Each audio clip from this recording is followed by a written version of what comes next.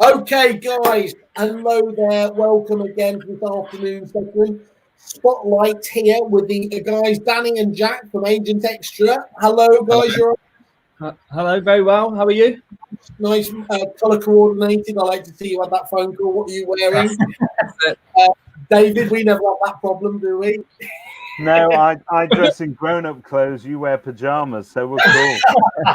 I'm certainly not standing up. I'm telling you. Thank you. Okay, guys, thanks very much, first of all, for coming on. So, for those people that don't know, would you mind just giving us a bit of background about the services that you actually provide for agents, just to kick us off? Yeah, absolutely. So we're a prospecting and lead generation company for wholly for estate agents. So everything we do is about getting new valuations in the diary and new instructions. We have two services. One is we use your historical old database, and a member of our team, which is an ex-property professional, will ring up contacts in there on your behalf as if they're sat in your office, make hundreds of phone calls. And the idea is to find people in there who are looking to move house and then book you back in to either go and see them, do a virtual valuation, or just get on the phone to them if that's all it takes. The rest of the people go in the pipeline. The other service is digital. So we generate new vendor and landlord inquiries through targeted social media adverts, where we get people to make inquiries through lead forms, valuation tools, whilst also promoting your service. Okay, I'm in. Where do I? No, it's going to be harder than that. It's going to be harder than that. Okay, sounds great. And obviously, we're going to just dip into that in a bit more detail. I suppose the obvious one is, where did the idea come from? So both Danny and I, our background is working for estate agents. We both used to work at Countrywide together for a London brand, and we were on what was called their client services team, which is basically a group of people sat in their head office whose only job it is to ring up old contacts in the database and basically do what I just said we do now, and fill diaries up for their local offices. And the idea came from that. There's the independent and franchise estate agents, who are our core client base, don't have a big head office feeding them valuation appointments. It's very much up to them, which is great. But if we can add an extra 10 appointments or 20 appointments a month on top of that, it's more instructions, it's more deals. So that's the idea, it's kind of feeding. You're Josh Fegan in a box for a business, aren't you, really? It's like Josh, very well known, obviously, for his prospecting side of things. And I always talk about Josh because, of course, Josh came over not too many moons ago and started telling everyone about the importance of prospecting, and everyone went, wow, that's amazing. But, I mean, it shouldn't have been that obvious, should it, that we should be having dedicated certainly time, and the larger businesses dedicated even teams to doing this. But I think one of the problems why I like solutions like what you're talking about is it's easy to prospect when you're quiet, isn't it? But when you actually start getting busy, that can quite easily fall to the back of the queue. So it tends to end, as there's always a lag, it tends to mean it's feast or famine, isn't it? And that's why that element you're talking about there, and as we know, consistency is one of the key things as well. So that for me feels like a really important factor in what you have to offer. Is that what I'm assuming that is, but is that what your clients feel is the key thing for you? Yeah. So you go, Danny, you go. Yeah, absolutely. I think what you find in a lot of offices, especially ones worked with in the past, it's like you said, when things are quiet, you've got that time to do the prospecting. But when things are busy and flowing, I mean, our only role is to do the prospecting. So we don't get distracted with nipping out for a viewing or things like this. And I think that's what keeps keeping it consistent and keeping in touch with people. It helps get market appraisals and turn into instructions. David gets distracted because he pops out for a Greg's when he's allowed. By the way, if I look like I'm distracted, I'm just doing some real work here in the background. I tell you what, one of the guys that I used to work for years ago always described the estate agency as, it's obviously very process driven, but he described it like a sausage factory. You've got to keep putting in the meat on one end to be able to churn the sausages out on the other end. And because when we're estate agents, they're a worst enemy to themselves, basically. When they are busy, they forget about the need to keep shoving it in the other end and keep that machine going. And so I think if you've got somebody who is routinely overlooking your data, using that and then prospecting, then it will take away that need for you to really sort of be on top of that process. Yeah, I think there's a lot of really clever tools out there that can allow you to stay in touch with people on autopilot, on mass, at good, but I don't think there's much better than a good quality phone call to someone at the right time and setting people up for the future. If you say you're going to call someone back in 6 months because they're going to move, and then you call them back up again, I don't think emails beat that. So that's very much, it's. I struggle to call people back in 10 minutes time when I say I will do so. 6 months would be great. And I think culture's changed. I think when I first started doing this kind of job in 2006, every agent was calling their data. The common complaint was, you estate agents, you're always calling me up. And now I think it's the opposite. I don't think estate agents do call their contacts anymore. And I think if there is an agent who is prospecting to their database in that manner, I think that's going to put them above the rest, very simply. And it's something that it's got to be done religiously. It's got to be done routinely, and you won't see results unless you keep up with that consistency, presumably. Yeah, I mean, and anyone can do it. I see a lot of people on social media a lot of the time. They could be on the phone, but for those that want to be on social media, Was that a sliding at David there? David, the two things are not mutually exclusive. I can do both. It's fine. It really resonates for me. People can be, they can be keyboard warriors on social, can't they?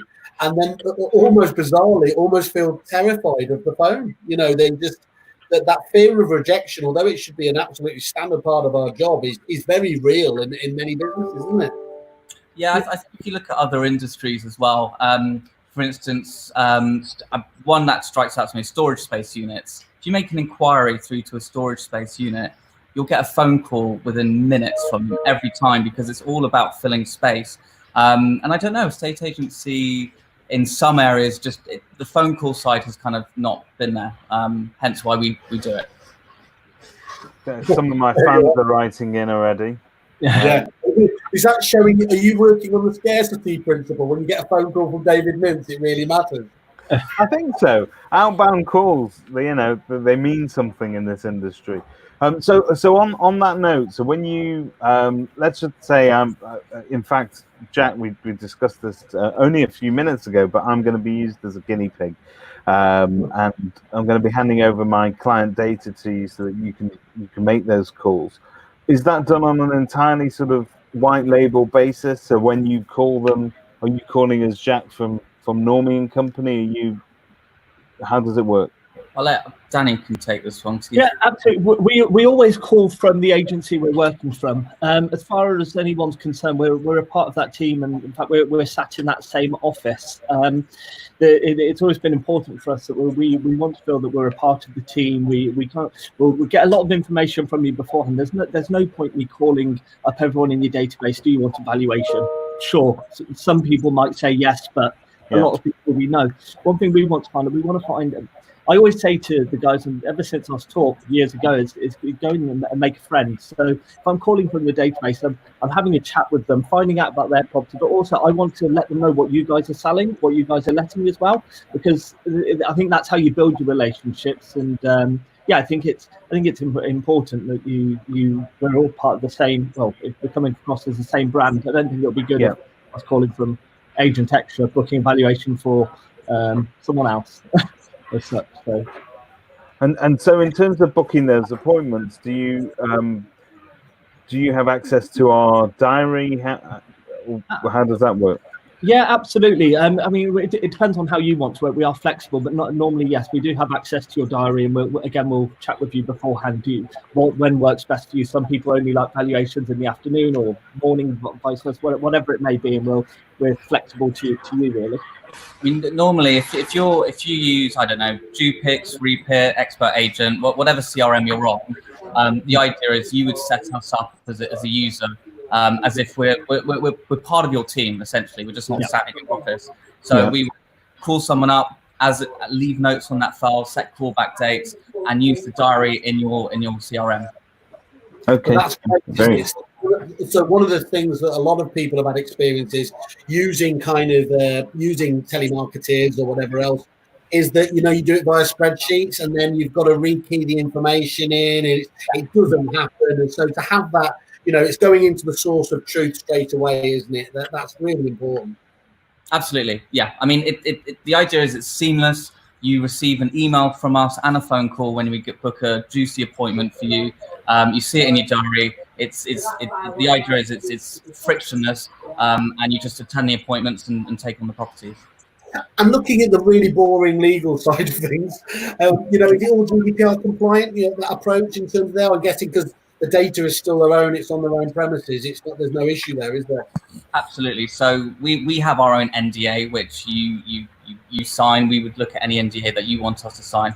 But essentially, the data is yours. You keep the data. We're simply using it as a member of your team, as if you hired someone yourself to call it. We are performing that function from you. And the other point, which is key, I think, is we're only calling people about what they were initially in touch with you about in the first place. So we're not calling tenants trying to sell the mortgages. We are calling people who have had valuations from you in the past, re-engaging with them about that valuation and asking about their plans for the future regarding that property. So it's all in accordance. Absolutely. Cool. And how does your team work in terms of, are they having ostensibly natural conversations, or are they scripted? How much I mean, it's nice to have some sort of scripts, but sometimes they can feel a bit sort of too formulaic, a bit sort of artificial. So what's your kind of policy on that? What works for you guys? I think with that, I mean, you're scripted as much as when you call up and say where you're calling from. But I think from that, the main thing that I believe is we're going from the previous notes. We're getting back in touch with them, and it's having a chat with them in regard to their property. Of, I see that last time we were speaking to you in regard to you were doing a conservatory, and you always use. I think the script is using the information that is the notes. So it's building that relationship. It would be completely different if it was a cold call, but no, it is just following on from the last call and keeping that relationship going. And how far, in terms of sort of warm leads versus cold leads, how far do you advise going back? So if I were to say to you, is it 12 months? Will people still want a call after 2 years? What's your experience? My experience is we will call anyone who lives in your area that you've dealt with in the past. I mean, sure, if a lead is from 4 or 5 years ago, they might have moved since, but they still might live in the area. They might be on their third property now. They might have acquired a buy-to-let property. The thing that I like to do is not set the agenda on the call. It's ask a lot of questions. We were in touch with you then. I'm getting back in touch with you because of this. I'm interested to know what, if you're still living locally and what your possible plans are. And then the conversation literally goes from what they want to talk about. And the one question we always ask, which you'd be amazed how many more instructions we get, is, do you own any other properties? If you don't ask that question, people don't always volunteer it. And it's so easy. You often hear those stories, don't you, of the person that gets the landlord who you hit almost like the bonanza thing, don't you? It just happens to have. Oh yeah, yeah. It's incredible, isn't it? And but the thing is, I hear those often enough that that it's not just 1 in a million chance, is there? There are so many of these ones out there, and it's the old thing: if you don't buy the ticket, you don't stand a chance of winning. Just making sure I think Stephen Brown calls it. Isn't it the property empire kind of question? Yeah, he has a standard property empire question. Is this property your only property? Or is it part of a larger property empire? And the idea of putting it in those terms is that they're going to laugh. It sounds a little bit ridiculous, but it's a conversation opener, and everybody always answers that question. I've used it on taxi drivers, anybody who just wants to talk about property. If you ask them about their house, they're more than happy to tell you what they own and what they don't. Everyone's favorite topic. Yeah, that's great. So, without feeling like I'm going straight for the money shot here, what's your sort of standard client, typical client? What can they expect to see in terms of actual results in a month? So the first thing we do, we always guarantee a number of evaluations we're going to get for them for a month. So the first thing we'll do, we'll take a look at their database, and we'll then make a judgment of kind of how many MAs we think we can get. So most people normally go for 10 on average. That's a normal number, but we've had some clients with a smaller database, we'll aim for 5, and some with a larger, so we'll go for as many as 20 valuations. Yeah, okay. I mean, are able to do that literally on the basis of, like, if they have 10,000 contacts in there, 1,000 previous clients, you can actually draw a I'll pretend that it's AI or machine learning.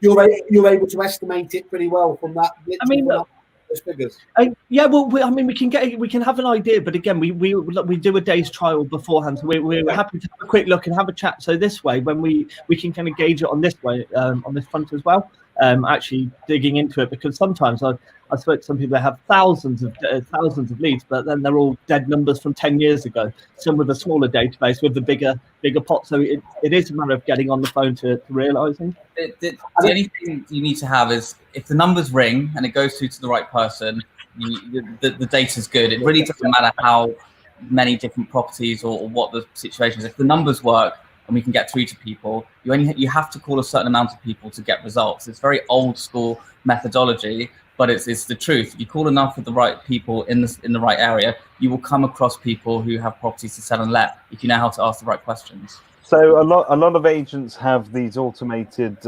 valuation widgets on their website, and that effectively is a data capture tool. But you are talking to people that are curious about the value of their home. That's how this whole conversation gets started. But in my experience, I've seen agents, and I've seen some of my own agents, I must tell you, completely fudge that conversation with the person. So they call up and they go, "Oh, I see you clicked on the automated valuation. Are you interested in selling house? No, you're not. Okay, goodbye." And that's the end of it. Whereas it needs to be a little bit more of a nurturing thing. So if I were to say to you, "Look, I've got 100 automated valuation leads," I'm presuming you guys could handle that as well, could you not? It's Danny's speciality, these calls. Oh, yeah, I've done a fair bit of practice on these types of calls. So yeah, absolutely. Like Jack said, if the numbers there, it's on its way to you now, sir. Right. But yeah, absolutely. Look, if there's 9 out of 10 times, if you call up a valuation lead, no one goes onto Facebook or any of these things looking to sell their house. Yeah. You've just caught their attention. They are curious. It's now knowing that. I think the main thing with this, you may get one in 100 that will book a valuation straight away, but you want to get a call back. That's the most important thing. You want to have the opportunity, find out, get a vague idea when they're looking to do something, and then be that person to make sure you do call them back. Yeah. I know from years ago, agents will always say, "Oh, I'll call you back in 3 months because of conservatism." How many people actually do it? I know a lot more people forget than actually do it. So I think there are some positive. It just doesn't happen. There are some scary statistics that I won't make up the number, but about how few actual vendors go back to the actual previous agent they sold with. Shows just how bad, obviously, the experience and the nurturing it currently is, isn't it? It's because there's so many years between that. We just expect them to remember the agency that they kind of did business with, but it's like, that's why they are always, so many agents are just fighting over the right move leads, aren't they? And you've not created any trust. There's no real brand recognition. Whereas if they're using a service like this, or even, let's be honest, doing it themselves, you know, you're going to be the first person that they think about, aren't you, when they come to think about selling, just because you've been proactive. Yeah, absolutely. I mean, look, we try and speak to them every. It depends, but I'd say normally 3 to 6 months, depending on their situation. And that's kind of in my mind. That's a good time, at least every 3 months. But again, if they're not moving for so long, I'll call them later on. But because we speak to our clients a lot and we put so many notes, I've got an idea before when they're looking to do something. So before they get the opportunity to just Google a new agent, we're already on their minds, as we've already spoken to them a few times down the road. I think that's a big part. It's relationship building. And you're talking there about the about obviously working with databases. Does that mean that it's difficult? I mean, it's obviously more difficult, but can you not work with people, for example, like startups, or do you have a different approach with startups? I mean, obviously you could do the leads nurturing element there, but is it hard? I mean, you can't obviously prospect against a database not there, but what do you do with those guys that either the data's they've got too small a database? The data quality quite often will be crap as well, won't it? Which again is, you know, one of the big challenges. How do you help those people out? So when we started Agent Extra, we only did the phone calls. That was the one service. That was the thing that we believed in that we were going to do. But I kept talking to estate agents who would call us up and, hey, this sounds great. You can get us 10 valuations, but I don't have a database. And I was like, oh, okay, well, I can't do much there. So I started looking into how can we generate high numbers of new leads. And basically, if someone doesn't have a database, and this is why we now do targeted social media adverts, I think you can get high numbers of new contact details of vendors and landlords in your area.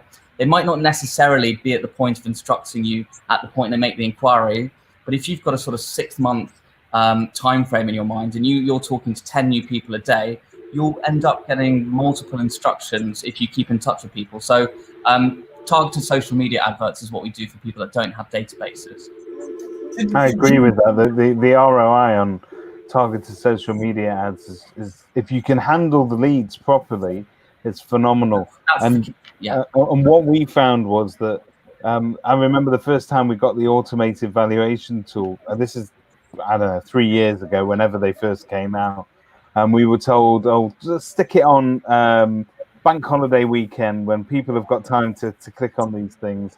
Stick a $5 behind it on Facebook and see what happens. And we were amazed.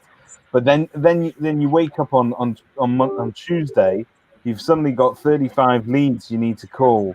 And those calls, even though you're an agent and you've been doing this for years, I don't know why, but my guys find them difficult to do. Because prospecting is sometimes it's an art, isn't it? There's no instant reward on those phone calls. You know, if you're going in there trying to get 3 instructions in the morning, it's not going to happen. And you know, the mindset, particularly for negotiators who they're salespeople, they want to do sales, and if they spend the morning calling people who don't want to sell their house, it's demoralizing. So you know, it's very much the approach of the call, the mindset, the long-term view. And like Danny said, you know, we're not trying to book valuations on those phone calls. We're just trying to get them to agree for us to call them back in the future and find out why they might move. And that's it. And then you stay in touch with them. Yeah. Fantastic. So go on, Sam. In terms of those social media, so you totally step that up for your agency client, do you? And so do you pass on the cost of the adverts to the agent? Do they have to pay you for that, or is that included within the monthly subscriptions? Yeah, so monthly subscription is it's our fee plus ad spend. Okay. Most areas we operate in, and literally 95% of all campaigns, £5 a day is enough to get leads. I think we average about 70 new inquiries a month on £5 per day. You're welcome to put more on, but a lot of agents, that's enough.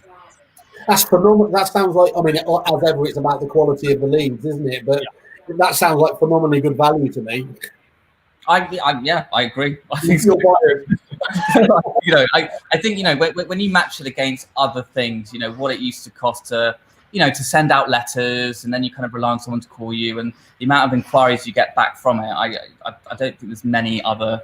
It's so much better than leafleting. which is where agents used to throw so much money away.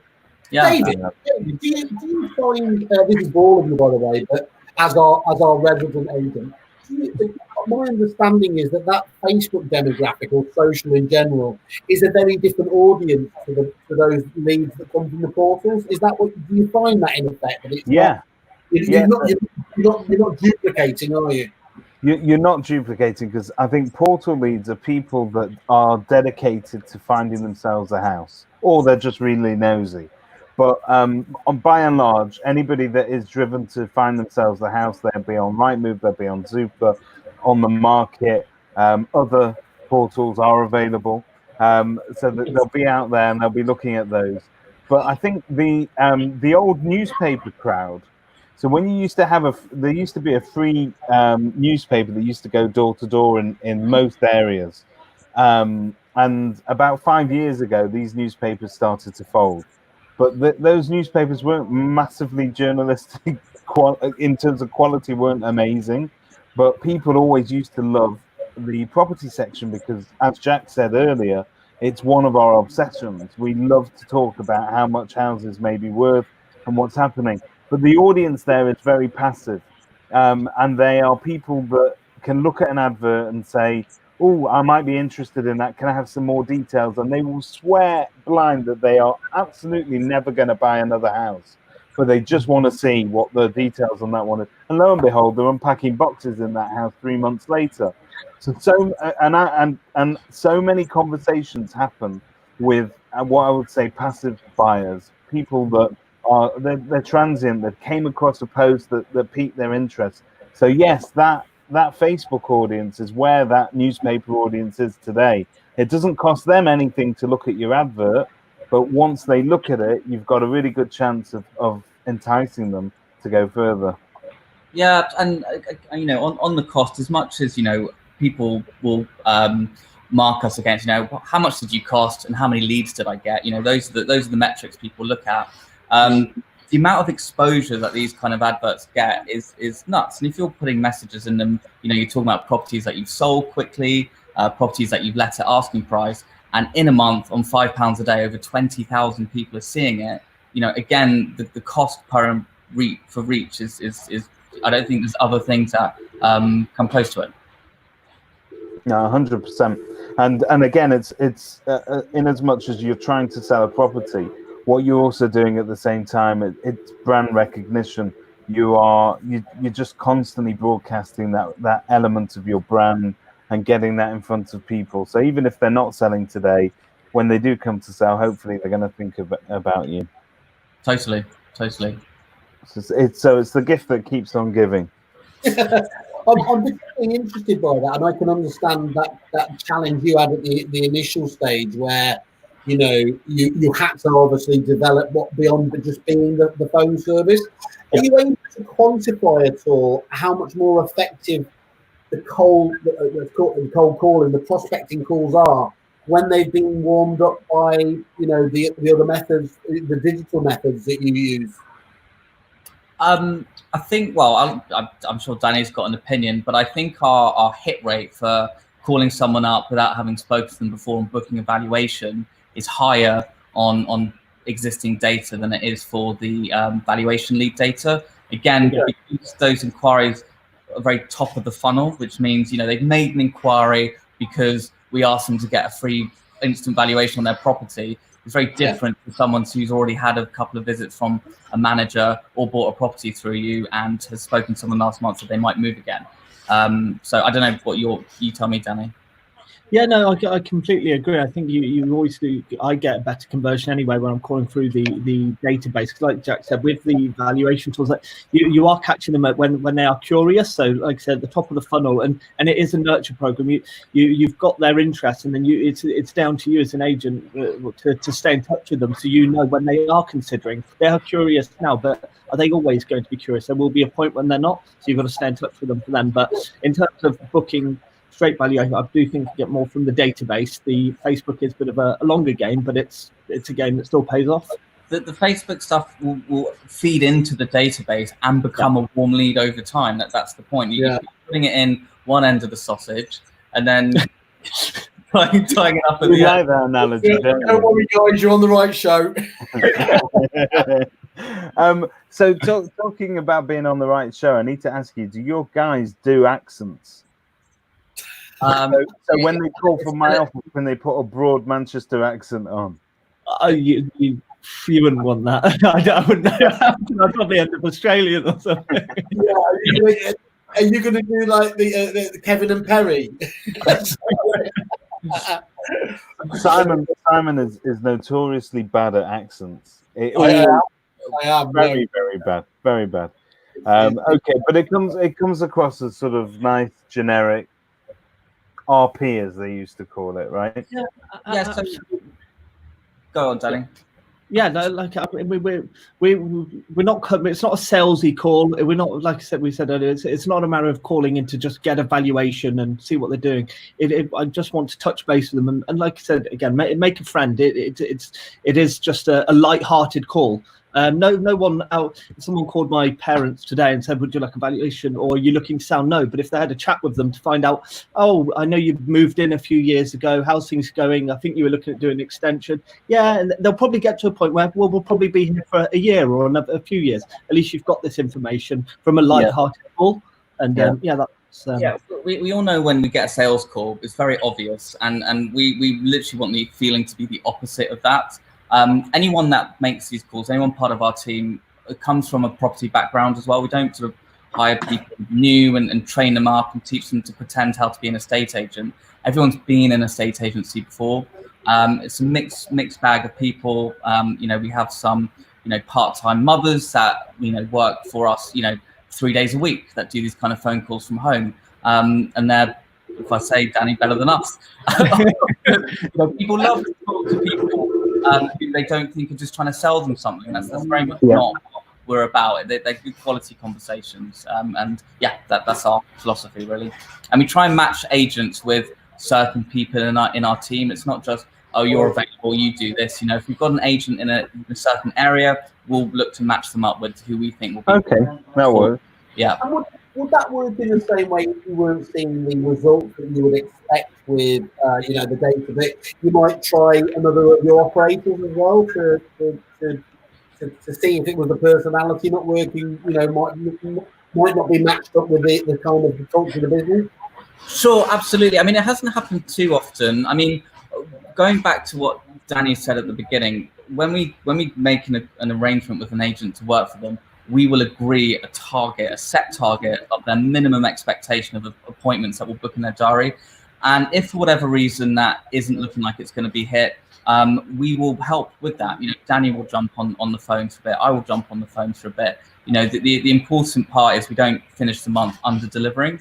So we haven't really had occasions where someone hasn't worked out, but we sure have had occasions where it's getting to the end of the month, the figures haven't quite matched up to the expectation, and we've basically come in and helped out with those.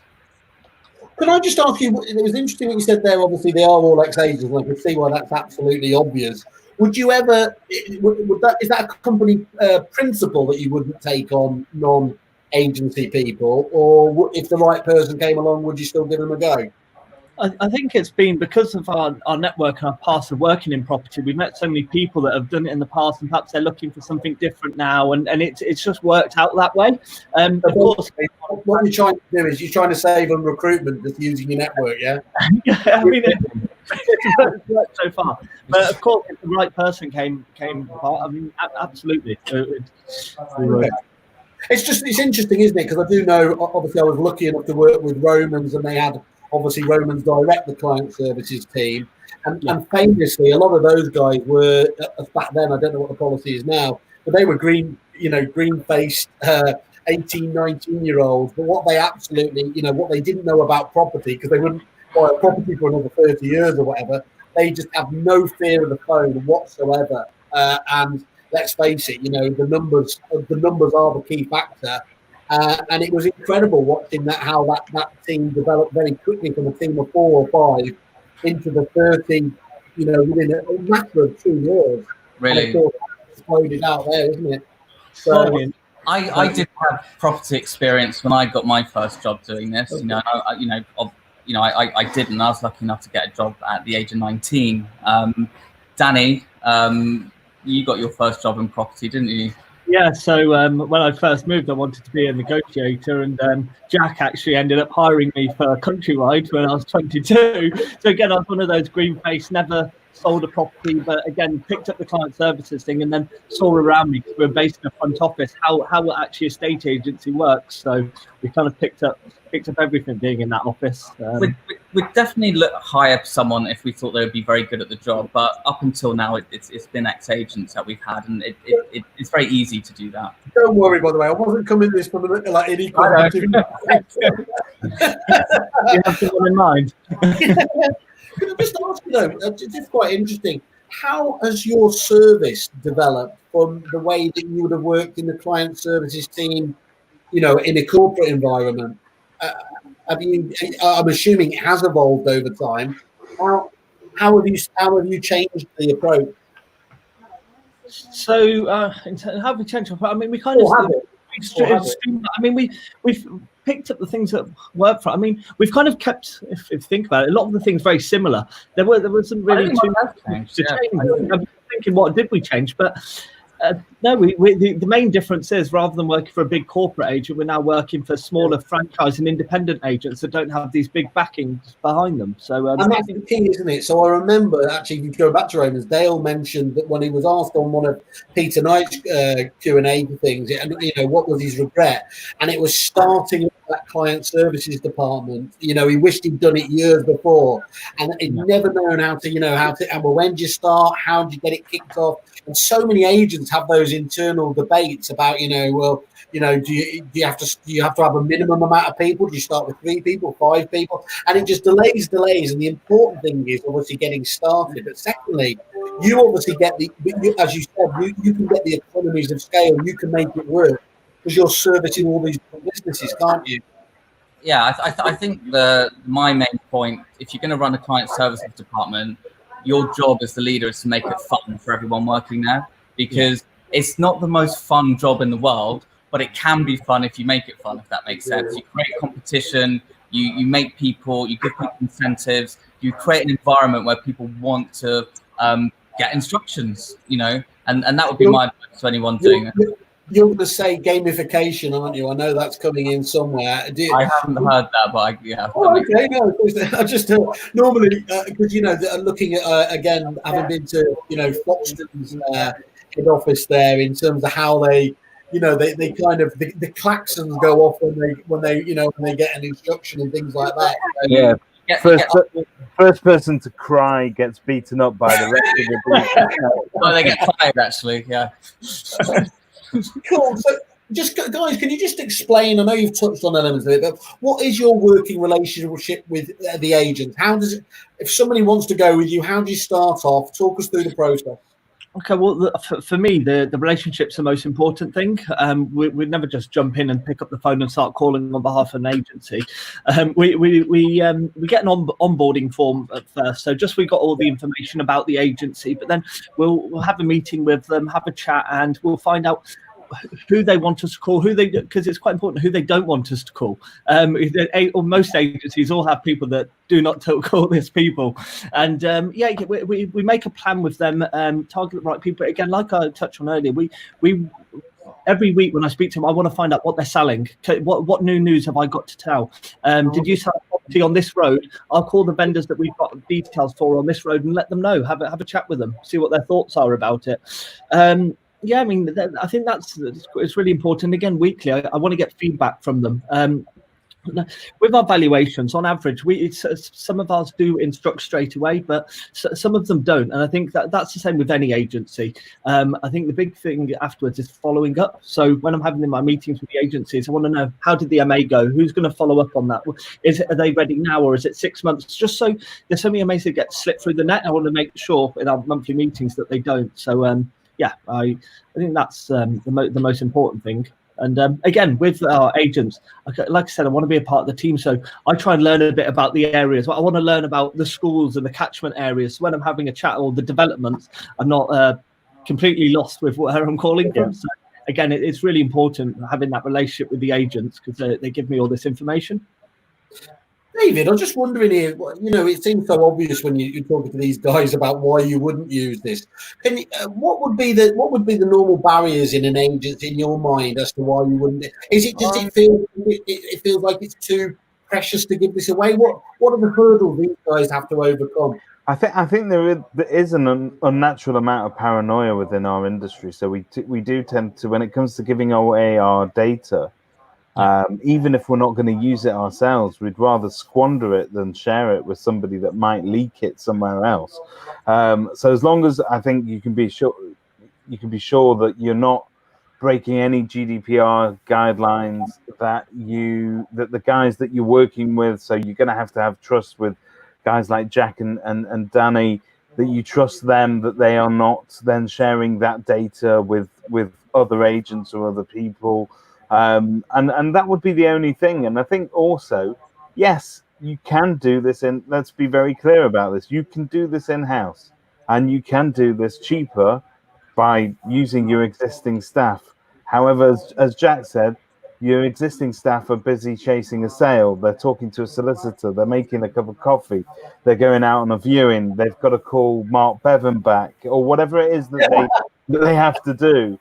But they've got hundreds of tasks that they need to process and do every day. And I believe that prospecting is it's an area where you need laser focus. And if it's the only thing that you've got to do, you are going to do it well. And actually, this is a comment on industry processes as a whole. I see the businesses that work best are those where the staff have got an absolutely defined role. So the valuer, their job is to bring properties on. That's the only thing that matters to them. They're not a valuer and a negotiator and a manager and whatever it is, a viewer as well. So I think if you can take away the confusion by outsourcing it to somebody who's only going to concentrate on that, then you can kid yourself and say that you're going to get around to doing it yourself, but it's very, very difficult to do it.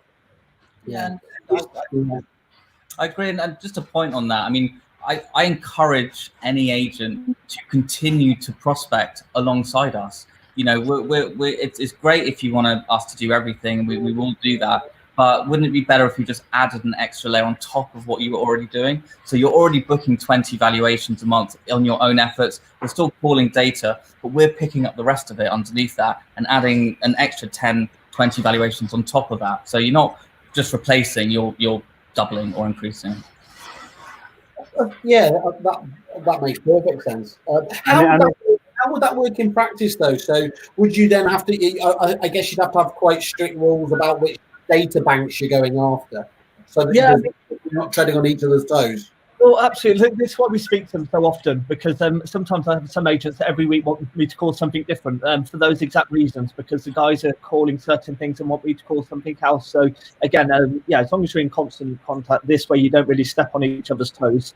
And if you use the CRMs correctly and you leave notes, we leave notes out of practice. I know not agents are the best at it, but if you're leaving notes, we're not calling people you spoke to a month ago. We're calling the people that haven't heard from you in a while. That's our thing. Yeah. I'll tell you the other thing as well, is we mentioned GDPR as we were going to act to at the beginning, but by you staying in contact with these people, of course, there is that constant contact, and obviously there to be able to show that you are, it's not so that you can't suddenly just email a database that hasn't been touched in 5 years, can you? And by that constant contact, you are showing obviously that you're delivering with these people as well, aren't you? So that is important. The other thing I think you mentioned as well, Danny, earlier, was that obviously dealing with those leads. Traditionally, and look, this is one area where we don't have to say, look, it's just agents are bad, but actually speed of response for all leads. Every demographic tells you how poor businesses are in responding. Yeah. And I guess that what you're able to do in responding to those leads and doing it quickly is a key element, isn't it? Because, if you deal with a lead famously within 10 minutes, it's far more likely to convert than if you do it by definition hours later. Yeah, absolutely, and it's exactly that. As soon as the lead comes in, we're here and we can call it, and that's it's just something that we've always worked with. Yeah, okay. And So, in terms of GDPR, that I mean, obviously you've got legitimate use. If somebody calls me and they say, "Look, I'm interested in getting you guys out to do an MA, or I want to see a property," then you've got a legitimate reason to have those people on your database. If you don't contact them within a certain amount of time, you cannot then use that information again in the future, just again and again and again. So you guys, by checking in on these people and putting in those calls, you almost reset that timer, don't you? Where you legitimately call these people for forevermore. Using the CRM correctly, you have a record of notes, previous contacts, source of the inquiry, etc. I think most inquiries anyway on CRMs are from inbound inquiries anyway now, but you can see that history and you can keep in touch with them. So yes, as I mentioned, you can't call tenants and sell the mortgages from 20 years ago. It's not the business. It's calling the right, the people in your database because they were in touch with you in the past about moving, and you're asking them again about it. just sort of a matter of statistics again. How many calls do your guys make a day, just on average? On average, between 80 to 100. I mean, it really varies. I mean, I'd say around 100 a day. So whenever you get towards those, that's you'll go burn out. That's some tough calling when you're doing that day in, day out. Coffee keeps you going. Coffee. It burns you out more when you're calling and you don't get an answer. Those are the longest days, with no answer after no answer. Yeah. It is. I've had a theory for some time though, because we spoke about our good friend Mr. Fegan earlier, and of course the Aussies have kind of owned or claimed the mantle of obviously prospecting, and I was obsessed with trying to find out why the Aussies seem to be so much better at it than the Brits, and then I think what you realise the dynamic there is, because almost like with dentists or mechanics, once you find a good mechanic, you stick with them. In Australia, you actually find the individual agents and you stick with them. So, of course, them doing the prospecting makes perfect sense, because they will get the benefits of that, what can be a hard slog, foreign country. Whereas actually, we have such a level of churn in the UK that it might not be worthwhile doing. You might expect individuals, trying to tell them to do it when the person who's going to move might only do so in 3, 4, 5 years. That strikes me as a dynamic as to why it doesn't work. So you've really got to have this kind of operation, either as a client services department or you guys. Sonny? So I didn't catch. Sorry, your speak went. I didn't catch the last. Yeah, I think we're getting a bit of background. I don't know. I can hear you now. It was a bit muffled before. Yeah, it was just talking about that dynamic. That I think obviously, what's the point? But this is why I surmise that it doesn't work so well here. Is what's the point of negotiator sat on the phone day in, day out, when actually next year or in 2 years' time he's probably not going to be at that same agency, is he? Yeah, absolutely. If he's not going to get the benefits of it, he's going to do a really shit job, isn't it? So it's not surprising that it's going to be poorly regarded. Guys, negotiators get paid by commission 9 out of 10 times. So it's the main thing that you don't get. Well, most don't, unless booking valuations doesn't really earn you commission. They're not interested in it. They're better going out selling properties. I mean, I've worked in different offices in the past before, and I'll do my client services from there. They hated having to have the power hour of no viewings, no emails, of just booking MAs. And they're better off being out there actually selling and letting the properties, and having someone else to do the prospecting for them. With your existing clients, do do most of them? Is there any ever resentment that there is this team working on the data apart from the people? Do they see as you treading on the toes, or is that something you need to get over, or does that onboarding kind of process get rid of that? We've had it a few times in the past, but sometimes it's just that you need to start working together and realise how you're going to work together. But it's as soon as they realise that we're helping the team and we're there to work together. It's absolutely fine. And I've got a note here that one of the questions I was going to ask you is this all you do? I'm guessing this was more specifically not just like Morris dancing or shit like that. So let me just tee up the question. Is this all you do? I mean, we touched on it earlier. I mean, we're talking a lot about the phone calls, etc. About we're really into generating new leads at the moment and exploring different ways of following those up. So as much as phone calls is what we do, we're doing a lot of testing at the moment with Facebook, with Instagram about getting new buyer leads, with automated follow-up nurture programs. How can you call someone back inside 30 seconds? How can you get someone onto a web chat to try and convert that into an appointment online without making a phone call? So we're doing a lot of stuff with Facebook, which we'd love to negate the use of paying high fees to portals, and kind of being that prospecting function for an estate agent.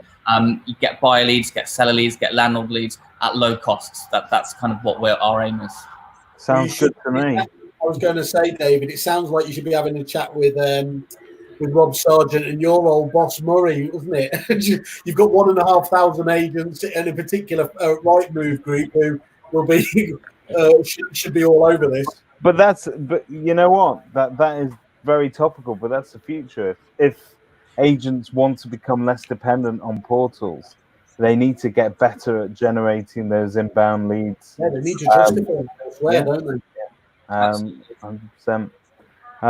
So, if I can ask you the big question, what is the fantastic deal that you're offering to Kerfuffle members? So what we're happy to offer anyone at Kerfuffle is if they're open to the idea of having their database called by us and they think they would like 10 extra valuations a month minimum, we're happy to do a 3 days work for them where they give us access to their database. We will go through it. We'll make phone calls. We will do our absolute best to find you some instructions in there and also come back to you with a projection of what we think a month would look like with us. Do we think you've got enough data for us to put you 10 new appraisals a month, 15, 5, 20, whatever it is. And off the back of that day, you choose if you want to continue or not. Wow, that's fantastic. I mean, so just to get that clear, that's just as long as they're obviously comfortable with it, you will again dial in, do a day so that they can see the results of that, absolutely free of charge, no commitment or anything else like that. Yep. Okay. We want to put our money where our mouths are. We think we're very good at this. We'd like the opportunity to show some agents, and go from there. That's absolutely fantastic. Can I just look? I am a tricky bugger, except for time. When we talk about guaranteeing those 10 minimum evaluations, how do you manage? Is that just do you not just ever have terrible, like in the first month of lockdown, were you still able to guarantee there, or? Yeah, absolutely. I mean, it was slightly different during the lockdown. Some of our numbers were, we changed our targets with the agents because obviously they couldn't get out and do the valuations. But absolutely, I mean, like I think Jack mentioned earlier, there has been times where we'll get to the end of the month where perhaps we've not quite at the 10, and then we'll get the guys in. We'll always push to it. And one thing we have done in the past, because sometimes we haven't hit the 10, but then we won't start the next month until we've got that 10. So we'll say if we have to run it the month a few days into the next month, that's absolutely fine, and we'll do that before we go on to the next month. Well, it's a great question, Simon, and what's a little bit tricky, but what were you expecting him to say? Yes, we've developed the vaccine, and we're able to get I accept that was really harsh, and let's face it, that was pandemic. Danny, you handled it really well, I've got to say. That was great. And one of the opportunities that actually came up over lockdown was, there were thousands, particularly in London, but other cities, of short let apartments which were now sitting vacant. And what we actually managed to do for a number of agents was approach landlords directly on short let websites and convert those into managed long lets. So I love that thinking on your feet in terms of that's again another reason to come to you guys. You're going to be at the also quick thinking, what's going to be working, and then being able to do that for your clients. Yeah, look, we're not a huge company. If the client is with us, we're with them, and we're going to do everything we can to keep that relationship going, and that means getting instructions. Great. Well, look, I can't think of another business that kind of as best as possible guarantees 10 valuations there. And we joke about it on the podcast and on the show that every supplier goes out and says, you just need one more listing to pay for this. I mean, here's one of those classic examples where that would be underselling your service, isn't it? You'd actually be disappointed. So actually, let's touch on that. So your charging model, obviously we talked about what you're offering to Kerfuffle members, but what does it look like once you've convinced me that it works and you've got your feet under my table? 50 grand a week. What does it cost? what does that typically cost? Absolutely. So it comes down to what we project we're going to book you in a month. Typically 10 valuations is £1,300. So you're looking at about £130 for a booked valuation in diary. But of course, behind that comes hundreds of phone calls with that. Okay. Cool. Okay, I think that's it. That seems to me that's a really good place to kind of call it quits there. Thanks, guys. Thank you very much for spending that time. Thank you for that offer on there. I encourage anyone to go have a look at the landing page for Agent Extra there. You've obviously got a couple of very strong reviews, 5-star reviews on there as well. You can see more detail around that deal as well. And of course, we encourage everyone to get involved in that. David, unless you've got any other final questions, yeah, can I have your email address so I can email over this database to you? I'll get that over to you, David. Thank you. Yeah. Thank you. Cool. Magic guys. Thank you very much, Danny. David. Thank you for all the time today. Brilliant. Cheers. Thanks, everyone. Bye-bye.